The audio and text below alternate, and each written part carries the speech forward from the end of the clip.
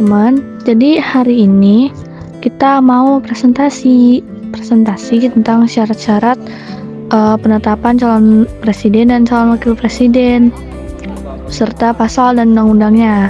Nah, di sini kita lagi cek-cek nih PowerPoint-nya udah benar apa belum. Nah, setelah itu baru kita presentasiin deh di depan banyak kelompok dan guru pembimbing kita itu Bu Sartika.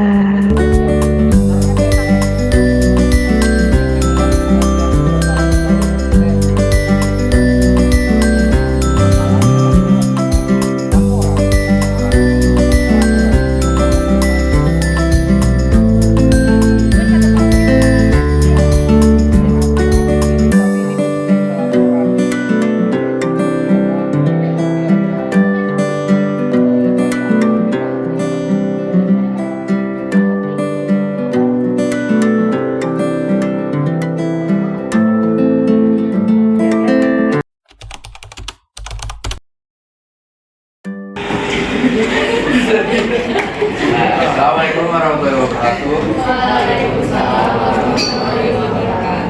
Kami dari kelompok 4 akan menjelaskan persyaratan menjadi presiden dan wakil presiden Republik Indonesia. Sebelumnya, perkenalkan diri terlebih dahulu. Saya Ahmad Rizky Putra, kelas 1. Saya Valeria Nomor absen 10. Saya lulus Hadiahnya absen 19. Saya Isan Afan Maulana, absen 15. Saya Muhammad Haryal Ferito, absen 21. Saya Muhammad Setiawan, absen 22. Berikutnya ada daftar isi, yaitu ada 1.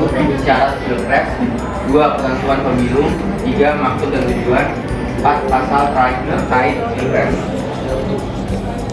Nah, syarat-syarat untuk jadi pilpres dan presiden dan cawapres yaitu syarat untuk menjadi presiden bisa berbeda-beda tergantung pada negara.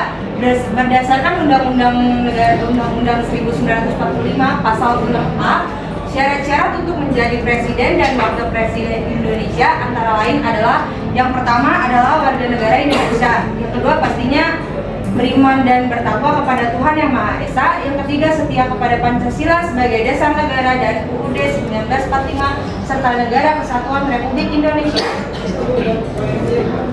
Nah, yang keempat ada berusia minimal 40 tahun, yang kelima sehat jasmani dan rohani, yang keenam tidak pernah terlibat dalam tindak pidana, korupsi atau tindak pidana berat lainnya. Nah, yang ketujuh memiliki kemampuan dan kecakapan dalam memimpin negara. Yang kedelapan pernah atau tidak pernah menjadi presiden untuk maksimal 2 periode sebelumnya. Nah, untuk ketentuan pemilu 2024, Pasal 6 Peraturan KPU Nomor 19 Tahun 2023 tentang pencalonan peserta pemilihan umum presiden dan wakil presiden. Yang A, calon presiden dan wakil presiden diusulkan dalam satu pasangan oleh partai politik peserta pemilu atau gabungan partai politik peserta pemilu. Selanjutnya yang B, partai politik peserta pemilu dan atau gabungan partai politik peserta pemilu yang dapat mengusulkan bakal pasangan calon harus memenuhi persyaratan sebagai berikut. Yang pertama, memperoleh kursi paling sedikit 20% dari jumlah kursi DPR pada pemilu anggota DPR sebelumnya, atau memperoleh suara sah paling sedikit 25% dari jumlah suara sah secara nasional pada pemilu anggota DPR sebelumnya. Selanjutnya ada pasal-pasal terkait pilpres. Perubahan ketiga Undang-Undang Dasar Negara Republik Indonesia tahun 1945 menguatkan prinsip demokrasi, sistem hukum, dan pengawasan dalam tata negara dengan mencakup 1. Penegasan kedaulatan rakyat dan status Indonesia sebagai negara hukum, pasal 1 ayat 2 dan 3. 2. Kewenangan MPR dan mengubah UUD dan menetapkan dan atau memecat presiden atau wakil presiden, pasal 3.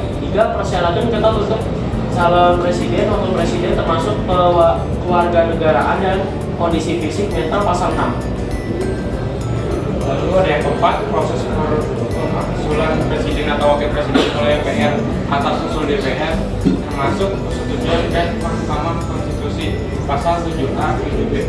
5. Presiden tidak dapat membubarkan DPR, pasal 7C pasal 8. 6. Regulasi terkait suksesi presiden dan kewenangan presiden dalam perjanjian internasional, pasal 17 ayat 4. 7. Pembentukan pembubaran kementerian diatur dalam Undang-Undang pasal 22C 22D. 8. DPD sebagai lembaga baru dengan kewenangan terbatas termasuk mengusulkan undang-undang dan memberikan dukungan pada DPR. Sekian dari kelompok kami. Assalamualaikum warahmatullahi wabarakatuh.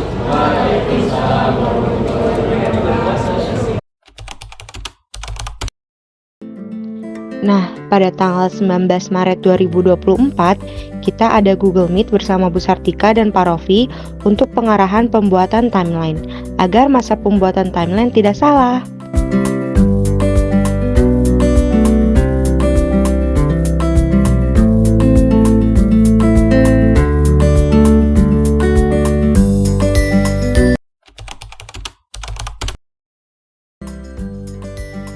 Rabu 20 Maret 2024. Kami menyusun pertanyaan untuk wawancara, lalu memastikan agar pertanyaan tersebut sesuai dengan arahan pembimbing dan tidak keluar dari tema kelompok.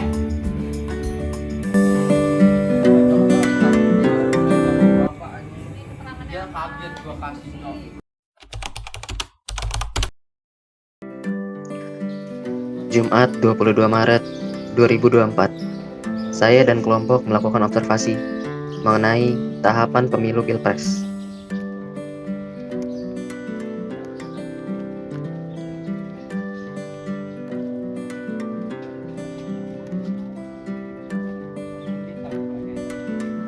Makanya.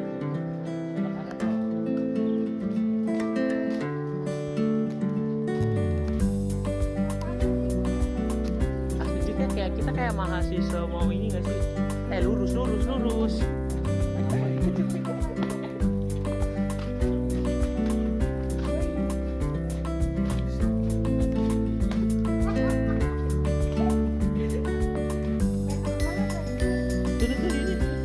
Oh, ada. Buka. Put, maksudnya elu kan.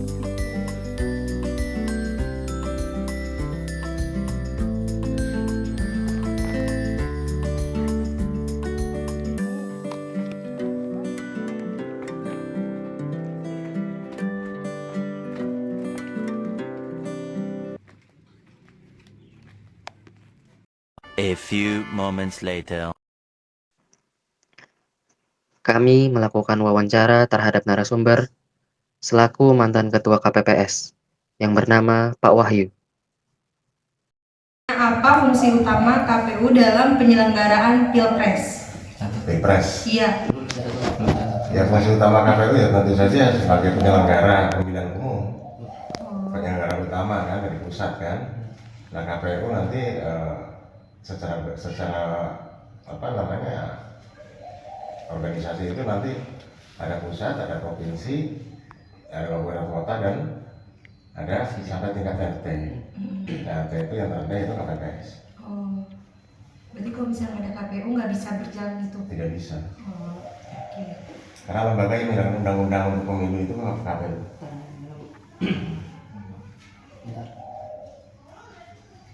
Ini lanjut dulu. Nah, aku mau nanya lagi nih, bagaimana KPU menjamin transparansi dan keadilan dalam Pilpres? Kalau dalam Pilpres maupun Pileg sama saja, sebenarnya sistemnya sama, caranya juga sama, makanya diadakan dengan cara berjenjang. Ya. Jadi artinya apa? Dari KPPS, dari tingkat terendah, dari RT dan RW itu sudah ada yang namanya C hasil. Nah, C hasil itu kan cuma bisa didokumentasikan oleh transaksi. Dan dalam pembukaan surat suara dan lain-lain dalam pemilihan tersegel itu kan semuanya disaksikan oleh para saksi dan panwas. Iya. Ya, selain pansaksi dan panwas juga kan penghitungannya berjenjang. Ya, kalaupun ada yang curang salah satu dua oknum itu mungkin keterlaluan saja, tapi kalau buat kami sebagai ketua KPPS kita di depan halayak kok. Nah, ya. Kira-kira ya begitu. Jadi kalau untuk proseduralnya semuanya insya Allah semuanya transparan luar biasa kalau KPU. Tapi sekarang melihat hasil yang ada menang dan ada kalah, masalahnya di sini adalah ada sejak kalahnya. Iya, benar. Karena apa? Adalah suatu situasi kalah apapun bahkan dijadikan sesuatu yang menurutnya curang atau apa. Tapi bagi kami penyelenggara sama sekali tidak ada niatan dan atau niat. Tidak ada. Karena kami secara prosedur aja udah kecapean. Iya. Kami kecapean di hadapan mata banyak, mau curhat apanya dan kami dapat apa? Apa yang menguntungkan kami? Ya ada, nggak ada sama sekali. Kecuali kami cuma satu semangat, yaitu untuk membantu negara, membantu KPU dalam berdemokrasi, itu saja. Baik Pak, Oke, selanjutnya kita masuk ke syarat-syarat untuk menjadi calon anggota untuk menjadi capres dan cawapres saja. Syarat-syarat Iya. jadi capres dan cawapres ya pasti nomor satunya warga negara Indonesia, pasti. Yang kedua tentu beliau seorang tokoh yang sangat tokoh bangsa lah ya. Yang ketiga ya tentu tidak terlibat dalam organisasi terlarang dan lain-lain, itu udah pasti. Yang keempatnya yang tentu punya kemampuan skill dan tentu punya kemampuan, itu saja sih. Yang lain-lain sah menurut undang-undang, itu saja. Undang-undang kayak contoh kemarin kasus Raka Buming Raka Wakil Presiden 002 itu kan semuanya sudah disahkan oleh MK. Menggugat apanya? Iya. Walaupun dengan prosedural yang kata 01 dan 02 itu non prosedural sekalipun, tapi kalau sudah melalui MK itu sudah sah, tidak bisa dibatalkan atas itu. Jadi itu kira-kira. Bentar Pak, aku mau nanya dong, kan apa sih namanya tadi harus warga negara Indonesia. Berarti kalau misalnya nih orang luar negeri, terus dia udah jadi warga Indonesia nih, terus dia mau nyalonin diri jadi presiden, itu kira-kira bisa nggak? Kan dia maksudnya udah jadi warga negara Indonesia gitu. Bisa saja. Tapi masalahnya dia dikenal masyarakat Indonesia enggak? Karena ini kan elektoral menentukan. Iya. Elektabilitas seorang itu menentukan sekali untuk jadi tidaknya. Kan kita prosedurnya tidak ya bisa saja melalui individual, tapi kan di kita untuk presidensial ini kan pasti rata-rata lewat partai. Iya benar, partai. Nah partai butuh elektoral. Kalau tidak ada istilahnya ketokohan dari yang bersangkutan, saya kira akan sulit. Iya sih. Kecuali ada satu orang warga negara Korea kan yang DKI Jakarta, si Kim misalnya. Oh iya. Nah ya, itu masih mungkin, karena kalau pileg itu kan banyak jumlah yang diperebutkan, tapi kalau pilpres kan terbatas. Iya. Saya pikir itu. Oke, kalau tadi soal partai politik, bagaimana partai politik mengajukan capres dan cawapresnya gitu? Oh, itu diatur dalam undang-undang. Sebenarnya untuk KPPS tidak ada kompetensi ke sana sebenarnya, karena kami kan hanya penyelenggara pemilu saja. Jadi kalau prosedural mengenai capres dan cawapres itu kewenangan dari KPU. Kami memang KPU juga, tapi kami hanya support KPU, namanya KPPS yang terendah di RT/RW. Ya. Apa langkah-langkah yang diambil oleh KPU untuk mencegah praktik curang dalam pilpres? Salah satu tadi, karena kalau KPU ini kan hubungannya dengan rekapitulasi, makanya diadakan rekapitulasi berjenjang. Berjenjang itu tujuannya untuk meminimalisir kecurangan, karena semuanya masih ada bukti C hasil namanya. Nah itu semuanya manual. Kedua, live streaming. Dalam sejarah pemilu di Indonesia baru sekarang ada namanya penayangan rekapitulasi live streaming di setiap, baik itu dapil dari kecamatan, kelurahan kecamatan, saat dapil dari kabupaten kota dan provinsi, semuanya pada saat rekapitulasi itu dilakukan live streaming. Tujuannya apa? Untuk meminimalisir kecurangan.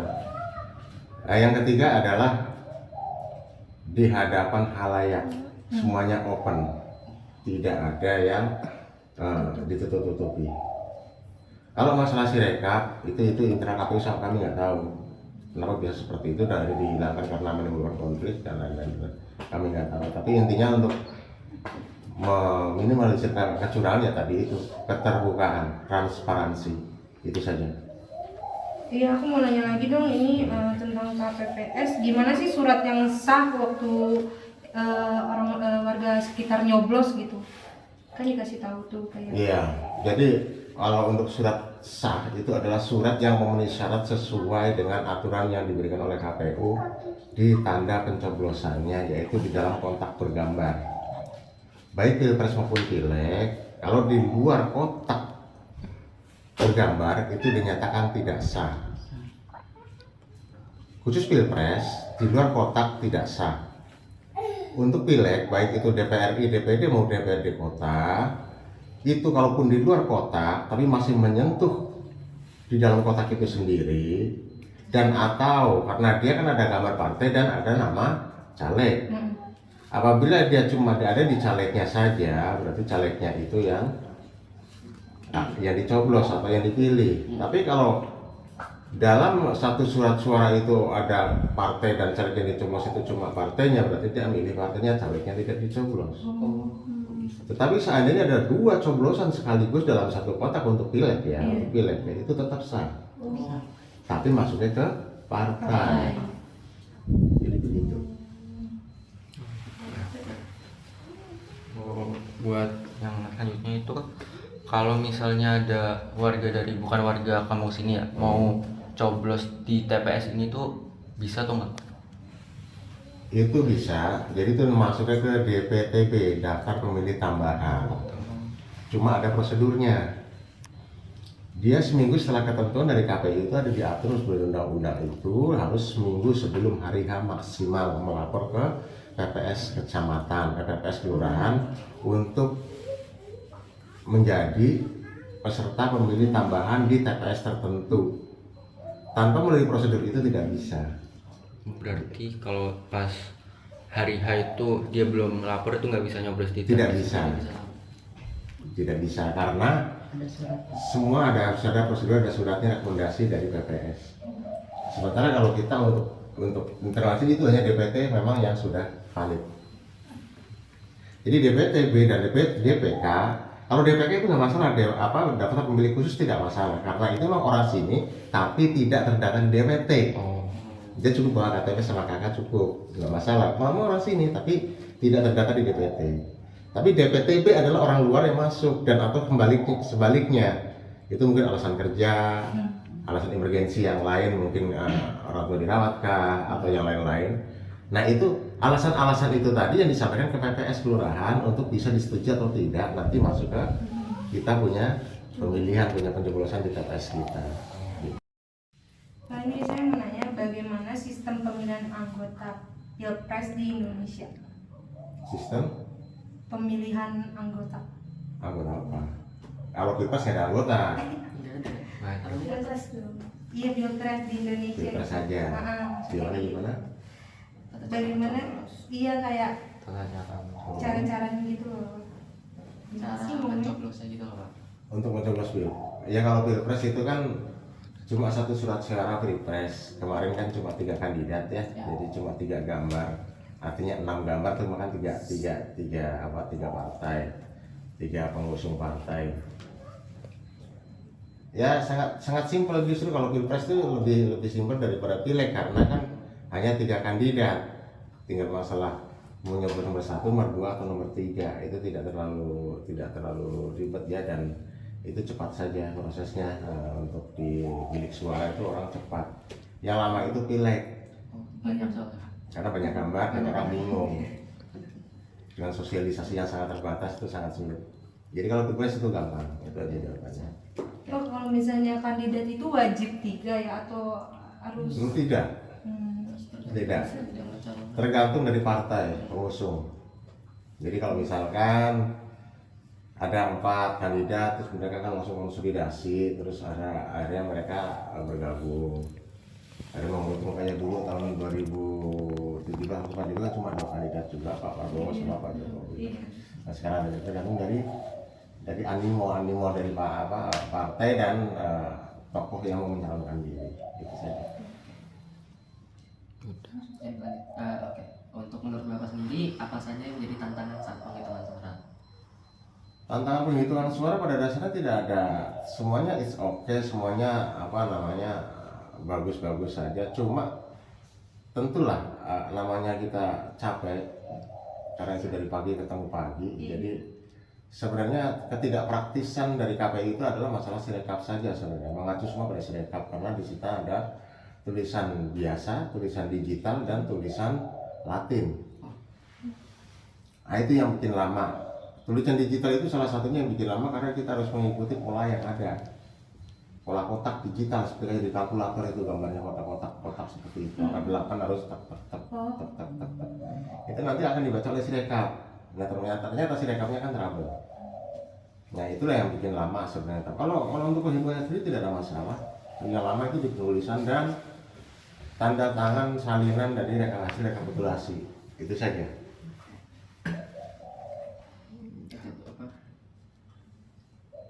Oke, yang terakhir pertanyaannya kesan dan kesan Bapak untuk apa? Menjadi anggota KPPS sekarang dan untuk tahun depan ya. Kalau untuk kesannya. Iya, jadi kalau untuk kesan sekarang ya kesan-kesan bukan sekarang saja, saya karena mengikut jadi KPPS itu tidak hanya tahun sekarang, dari tahun 2019 juga jadi semuanya itu sama aja, capek, melelahkan, tidak efisien, tidak sama sekali tidak efisien, tidak praktis, dan sangat sulit, sangat menyulitkan dan sangat melelahkan. Nah, usulan saya ke KPU pusat ya harusnya lebih praktis, lebih efisien, dan supaya orang-orang KPPS dan atau kandidat-kandidat dari KPPS ini tidak terlalu capek, akhirnya tidak ada korban jiwa. Sekarang korban jiwanya aja masih harus menyentuh 100 yang meninggal, itu belum masuk yang IC yang lain-lain ya, untuk kawan-kawan dari KPPS. Terlebih terlepas dia punya komorbid atau apapun itu kan kita sudah pada perekrutan itu udah dites semua, tes darah, tes darah, semua sudah, tes kesehatan ada semua. Jadi emang yang sangat menentukan itu memang dari prosedurnya terlalu lama, terlalu melelahkan, itu saja sih. Jadi kalau kembali ke pemilihan seperti 2000 yang belum serentak itu mungkin lebih bagus menurut saya. Karena serentak tetap akan sangat capek. Dan untuk kandidat selanjutnya untuk tahun 2029 mungkin akan saya serahkan ke daya muda. Karena apa? Supaya ada regenerasi. Kalau saya terus nanti kalian nggak tahu. Iya kan? Dan kalian kan nanti yang punya ide-ide mungkin nanti didengar. Nggak kayak kami ini kan, kami udah generasinya generasi old ya. Bukan milenial lagi, kalian kan Z. Ini Pak, aku mau nanya lagi terakhir, bagaimana cara mengirimkan data kertas suara yang sudah dihitungkan ke KPU? Jadi yang sudah dihitung dari KPP terus dikirim. Semua dapat tunjuknya di berita acara, semua ada sudah ditentukan. Jadi surat suara presiden itu masuk ke kardus apa, surat penilai DPRD, DPD itu masuk ke kardus apa, itu semuanya sudah ditentukan dan semua sudah ditempatkan pada kardusnya masing-masing, isi masing-masing. Selanjutnya kami membawanya ke PPS Kelurahan. Nah, di PPS Kelurahan kami ada namanya juga berita acara serah terima, karena harus sesuai dan kami harus menjelaskan berapa DPT-nya, berapa surat-surat yang didapat sesuai DPT plus 2%, terus surat sah dan tidak sah ada berapa, dan lain-lain sampai dicocokkan semua dengan C hasil, juga C salinan untuk para saksi dan pengawas pemilu, semuanya sesuai semua, baru PPS menandatangani surat penyerahan, baru kita sah. Apabila ada selisih suara atau kesalahan tidak matching antara DPT surat sah dengan hasil akhir, itu tetap harus bongkar lagi. Bongkar lagi kardusnya, berarti ada kesalahan di sana. Nah, itulah kasihan, capek luar biasa. Karena di sana bukan sedikit ribuan surat suara.